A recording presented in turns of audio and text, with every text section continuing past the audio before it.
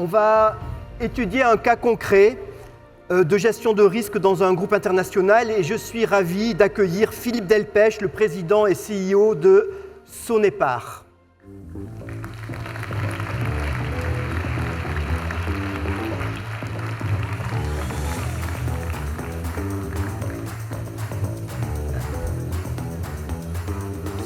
Oui, merci.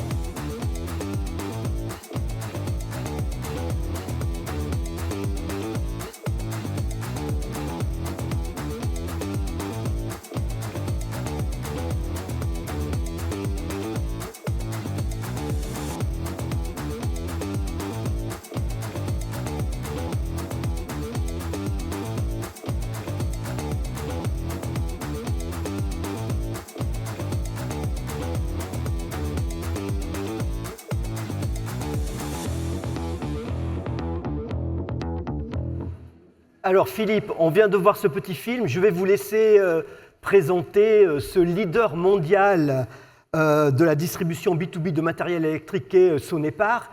Je vais juste dire que vous appartenez à ces patrons qui vivent dans deux mondes.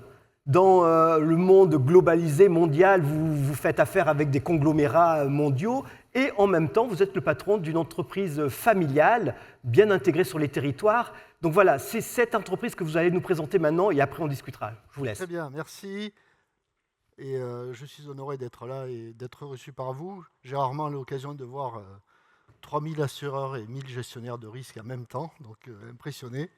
J'ai 3-4 chartes juste pour situer Sonepar, que vous puissiez après un peu mieux comprendre les questions. Donc d'abord, c'est un groupe assez étonnant pour plusieurs raisons, puisque on réalise 33 milliards de chiffre d'affaires. On est à peu près inconnu par tout le monde, si ce n'est dans la salle, au moins en France. J'ai rejoint le groupe en 2017, depuis on a doublé, on faisait 16 à 17 milliards. Et c'est un groupe qui est familial, donc ce qui explique un peu le fait qu'il soit inconnu, et on n'est pas coté en bourse, et on est en B2B, donc ça nous rend un peu invisibles. C'est une famille assez étonnante, il y a plus de 600 membres vivants de la famille, et le management est professionnel. Malheureusement, je ne suis pas de la famille, tous les employés sont des professionnels, les familiaux sont actionnaires, et le management est professionnel. C'est des gouvernances assez anciennes et je pense que ça a fait le succès de ce groupe à terme. Donc qu'est-ce que l'on fait? On vend le matériel et les systèmes électriques entre les fabricants et les installateurs qui soient dans la construction, donc de votre maison individuelle à ce palais des congrès, et l'industrie. On fait 75% dans le bâtiment et 25% dans l'industrie. Et on est numéro 1, numéro 2 dans 30 pays dans le monde. Alors on a pris la devise de Général Pierre de Villiers au pied de la lettre. Nous, on est les plus gros, on est beaucoup plus gros que les autres, et c'est notre objectif d'être numéro 1. On est 60% plus gros que le numéro 2 qui est américain. On est numéro 1 aux États-Unis sur son territoire, et on sert un marché qui est gigantesque, c'est le marché de l'électrification qui grandit. Lorsque la société a été créée en 1969, 9% de la puissance mondiale est électrique. Aujourd'hui, on est à peu près 20-22%. Et on prévoit d'être à 40-50% au milieu du siècle. Donc l'électricité prend le dessus pour des raisons environnementales que vous comprenez en termes de génération de CO2, si l'électricité est propre. On est dans le monde entier, mais on est surtout une activité de pays développés. C'est-à-dire que l'Amérique du Nord, l'Europe de l'Ouest, l'Australie, c'est 80% de nos profits. Et on réalise l'ensemble on couvre le monde entier pour la partie industrielle, où là, les clients se comportent de la même façon. Donc on va du Chili jusqu'à la Finlande, jusqu'à l'Australie. Donc c'est une couverture au niveau des risques et du management très particulière. Alors, la deuxième particularité, je pense qu'on est le plus grand groupe français aux États-Unis. Alors, personne ne le sait, mais on facture 16 milliards à nos clients américains. L'Amérique représente plus de 50% de notre groupe. Et ne le répétez pas, presque 70% des profits du groupe. Donc, comme je suis dimanche aux États-Unis, je ne critiquerai personne de l'administration Trump, parce que c'est un pays très important. Et là, il y a eu un phénomène qui rejoint le panel d'avant. L'Europe a décroché complètement. À l'époque, on était à peu près 40-40 et le reste étant le reste du monde. L'Europe a décroché complètement depuis la guerre en Ukraine. Et je vous cite deux chiffres qui sont inimaginables. La construction résidentielle française neuve a baissé de 60% depuis. On construit 60% de moins qu'on construisait à l'époque de la guerre en Ukraine, au début de la guerre. Et l'Allemagne, 57%. Donc il y a un décrochement incroyable de l'Europe, qui au début était expliqué par les taux d'intérêt, mais la Banque centrale européenne a corrigé les taux d'intérêt depuis quelque temps. Maintenant, c'est la confiance qui fait que les gens n'investissent pas, alors qu'aux États-Unis, les taux d'intérêt sont toujours un frein à la construction. Deuxième, sur les risques, et je pense qu'il y aura des questions, on a une particularité, un tiers, 35% de nos ventes sont en ligne. Donc on est face à tous les problématiques de cybersécurité et problèmes IT. Je terminerai en disant qu'on a un purpose qui chez nous est très engageant à cause de l'actionnariat familial, de nos employés. On a 45 000 employés. Et chez Sonepar, tous nos employés qui ont 3 ans d'ancienneté reçoivent des actions gratuites tous les ans. Donc on a 28 000 actionnaires qui touchent leurs dividendes. Donc ça crée quand même une culture d'entreprise assez particulière et intéressante. Thank you. Et merci.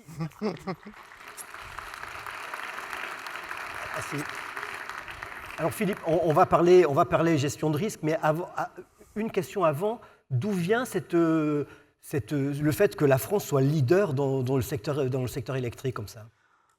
On n'en parle jamais, on parle toujours d'Airbus, et qui est magnifique, la partie aéronautique, mais l'électricité a une culture très historique depuis l'invention de l'électricité au début des années 1900, dès qu'elle a quitté New York.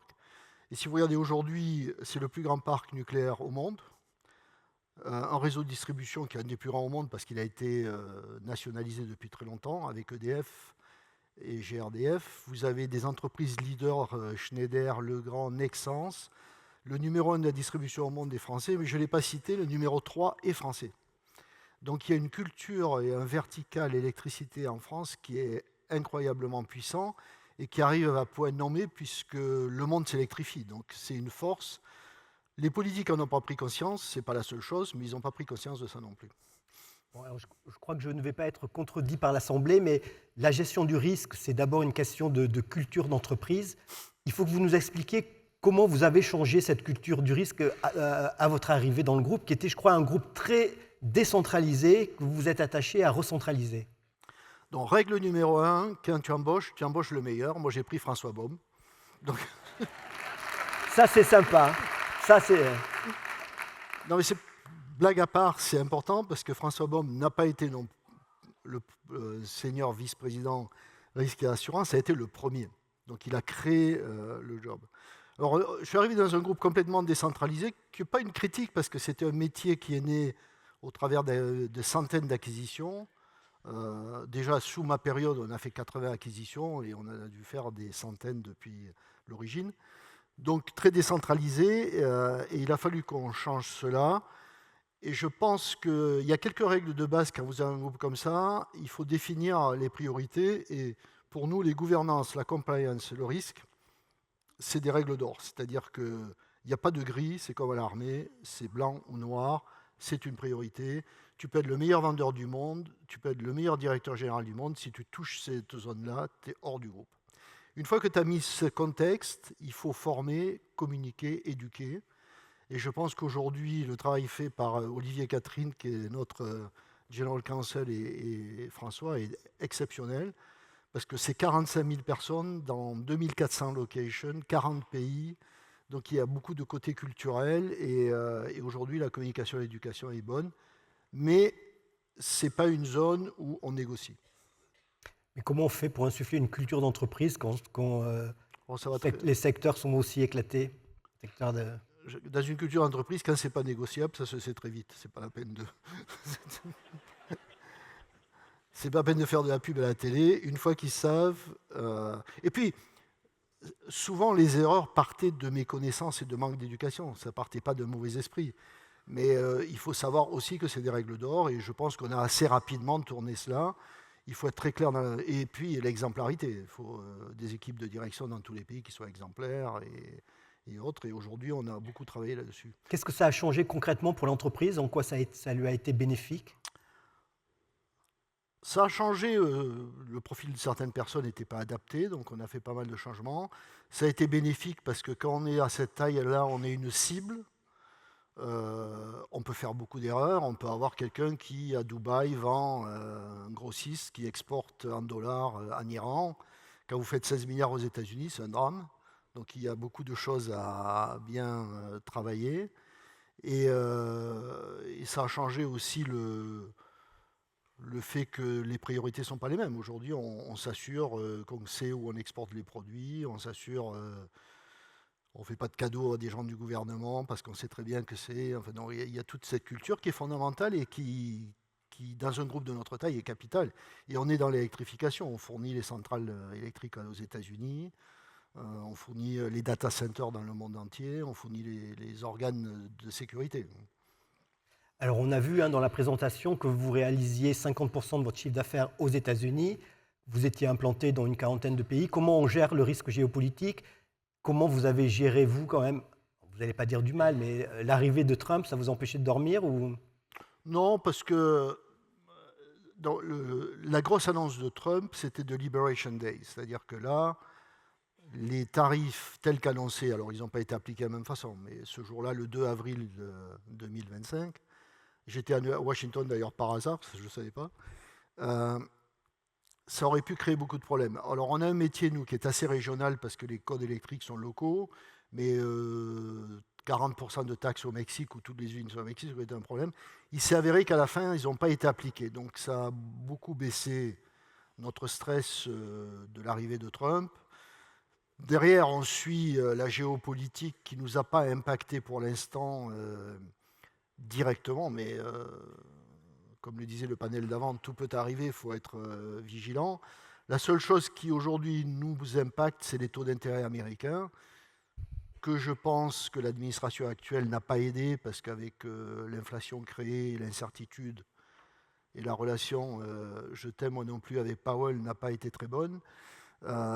C'est sûr que ce n'est pas très bon pour l'économie américaine au niveau de la construction et autres, et j'espère que cette détente arrivera. Est-ce qu'on peut dire qu'il y a une accélération des crises ou finalement, ça fait, quand on est un groupe multinational, ça fait partie de la gestion quotidienne, gérer ce risque géopolitique? Alors, je ne devrais pas le dire, moi j'ai commencé ma carrière en 87 et je dirige des PNL depuis. Donc moi j'ai vu Gorbatchev, la Russie, j'ai vu la crise du Japon, j'ai vu la crise asiatique après, j'ai vu l'OMC, j'ai vu 2008. Bon, c'est sûr que Trump, quand même, c'est un gros morceau. Il a un gros morceau. Il dit des évidences. Il ne faut pas non plus être sans analyse. Il y a quelques évidences qu'il dit qui sont vraies. Hein. La façon dont il le dit, tout ce qu'on veut. Mais le plus gros budget, le plus gros payeur du budget de l'OTAN, c'est l'Amérique. Donc, soit on accepte ce qu'il dit, soit on prend des décisions pour le changer. Aujourd'hui, on critique ce qu'il dit sans prendre des décisions pour le changer. Donc, il faut être consistant. Mais c'est sûr qu'on est vigilant, on s'adapte. Et dans notre risk mapping que dirige d'ailleurs François, pas mal de risques sont apparus depuis les 2 dernières années qui étaient plus bas dans le risk mapping, qu'ils soient d'ailleurs climatiques ou qu'ils soient géopolitiques. Est-ce que l'Europe est devenue un risque? Ah oui, pour moi je suis inquiet. Je vous raconte une anecdote. En 1992, le Japon représentait 40% de mes exports de mon petite société. J'étais chez ABB, il y a eu la crise financière. Et je vais voir le directeur des achats de Mitsubishi, qui était alors moi j'avais 25-30 ans et lui il avait 70 ans à la japonaise. Et je lui ai dit, ces taux d'intérêt bas et cette croissance à zéro, ça ne peut pas continuer longtemps. Et lui m'a répondu, on verra. Ça a duré 30 ans. Et aujourd'hui, je sens quand même en Europe un décrochement depuis 2 ans qui m'inquiète, parce que je ne vois pas les ressorts de rebondissement, parce que les taux d'intérêt, l'Europe a réagi assez vite, donc on aurait pu voir un investissement, mais on a décroché pour des raisons fondamentales. On travaille moins, on est moins productif, on a une protection sociale qui coûte plus cher, et je ne vois pas qu'est-ce qui va être les leviers pour changer rapidement cette compétitivité. On a des endettements dans plusieurs États qui nous bloquent aussi, comme la France. Donc la sortie du tunnel est... Alors il y a beaucoup d'intelligence, il y a beaucoup de richesse aussi, mais elle n'est pas encore mise sur l'axe productif et je ne vois pas les leviers. On a aussi un embourbement politique dans pas mal de pays où les décisions et les majorités sont difficiles à atteindre. Donc il y a quand même pas mal de travail. Alors il reste beaucoup d'intelligence, il reste beaucoup de richesse, mais pour l'instant, la sortie du tunnel, à mes yeux, n'est pas claire. Concrètement, vous faites combien de chiffre d'affaires en Europe aujourd'hui? Vous nous avez dit 5% pour la 14 France. milliards. 14 milliards en pourcentage ou... Bon. Ça fait 40%. Et combien vous pensez que vous allez faire en Europe dans 10 ans? Ben, on faisait 60% quand je suis arrivé, on fait 40%, et honnêtement, il se peut que l'Amérique fasse 75% du groupe. Ah oui. Alors il y a aussi une bonne raison, le marché est plus gros en Amérique, hein, donc c'est pas qu'on est plus américain, mais l'Europe pour l'instant ne m'a pas donné des signes de retournement. Alors j'espère me tromper, on a l'Allemagne qui était le plus gros pays pour nous, qui a des crises industrielles importantes, donc la sortie du bourbier n'est pas claire. Alors, vous nous avez dit aussi lors de la présentation que vous réalisiez 35% de votre chiffre d'affaires en ligne. Vous avez évoqué le risque cyber. Il est de quelle nature pour vous, ce risque cyber? Il est très important, hein. Donc aujourd'hui, nos installateurs veulent être productifs, donc ils travaillent essentiellement en ligne avec nous. C'est un espace qui gère tous les canaux de distribution qu'on a, omnichannel, que l'on a développé. C'est la plus grande plateforme B2B qu'on a développée avec Sapient, Publicis, dans laquelle on a investi 1 milliard, qui fonctionne dans tous les pays. Alors c'est sûr qu'on est soumis à tous les risques cybersécurité que vous voyez dans vos clients entreprises si vous êtes assureur. Alors on se protège bien, on a eu peu d'attaques, on en a eu 2 qui ont bloqué, une en France, une en Suède. Mais globalement, on se protège bien, mais on sait très bien que les gens de la cybersécurité sont brillants et qu'il faut sans arrêt monter le niveau. Là, je trouve que l'assurance a été extrêmement forte. Là, c'est une félicitation aux assureurs. Parce que quand je suis arrivé, qu'on a essayé de commencer de s'assurer, le marché n'était pas mature, très cher, pas défini.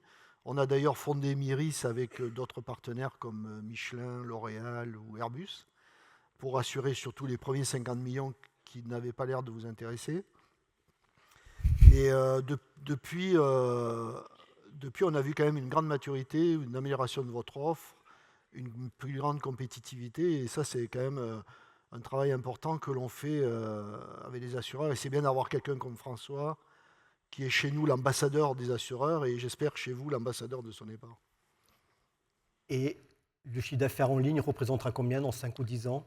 À peu près la moitié du chiffre, je pense. La moitié du chiffre. On fait 35%, on a déjà des pays à 70%, comme la Hollande. Mais j'irai globalement la moitié du chiffre, ce qui est assez normal parce que c'est la productivité de chantier, c'est d'être en ligne, donc ils seront en ligne. Avec une incidence sur l'organisation de l'entreprise? Oui, les métiers. Déjà, l'intelligence artificielle, c'est-à-dire que pour être en ligne, il faut faire des bases de données. Une fois que vous avez des bases de données, on met l'intelligence artificielle. On est beaucoup plus fort en service client et en prise de décision. Donc, le profil de vos employés change, la répartition de vos employés change. Mais demain, on aura la plupart des décisions liées aux inventaires, au pricing, faites par l'intelligence artificielle.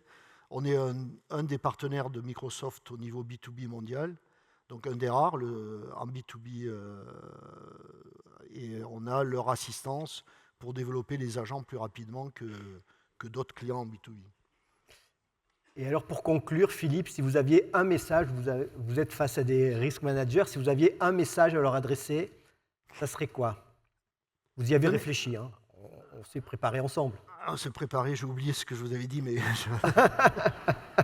Non, et une chose qui est importante, c'est que ces genres de métiers, vous n'êtes pas des pourvoyeurs de médecine, de traitement de maladies, vous devez être des pourvoyeurs de vitamines. Le rôle des risk managers dans une entreprise, c'est d'éduquer, de renforcer tous les employés. On n'est pas là pour les crises, elles arrivent, mais il faut les éviter. Et ce rôle vraiment d'être un ambassadeur communicant qui travaille de façon ouverte avec les services de l'entreprise, entre entreprises, si ce n'est pas des concurrents, Myris en est un exemple, et qui travaille vraiment collectivement, c'est la clé. Et deux, c'est la compréhension mutuelle. Alors il y a le mois de janvier, François m'annonce toujours si les assurances ont monté, baissé, donc il y a toujours un peu de négociation, mais globalement, toute l'année, c'est vraiment ce partenariat, cette proximité entre assureurs et risk manager qui fait que vous changez d'entreprise. Et je pense qu'aujourd'hui, le monde est plus risqué et on aura de plus en plus besoin de François Baume et de plus en plus besoin d'assureurs à l'écoute des entreprises et ouverts aux entreprises. Donc je pense que vous êtes vraiment au cœur de ce qui fera notre souveraineté dans les années futures. Merci beaucoup, Philippe Delpech, merci. Alors Philippe, je ne sais pas si c'est vrai, j'ai lu que votre modèle de leadership tenait en 3 verbes, s'adapter, oser, apprendre. Oui. C'est vrai? Oui, c'est bien. C'est bien, c'est pas mal. Et écoutez, je vous dis ça parce qu'on va parler maintenant de leadership, avec leadership dans un monde complexe avec l'invité suivant. Et donc, merci beaucoup. Merci. Philippe. Merci. Au revoir.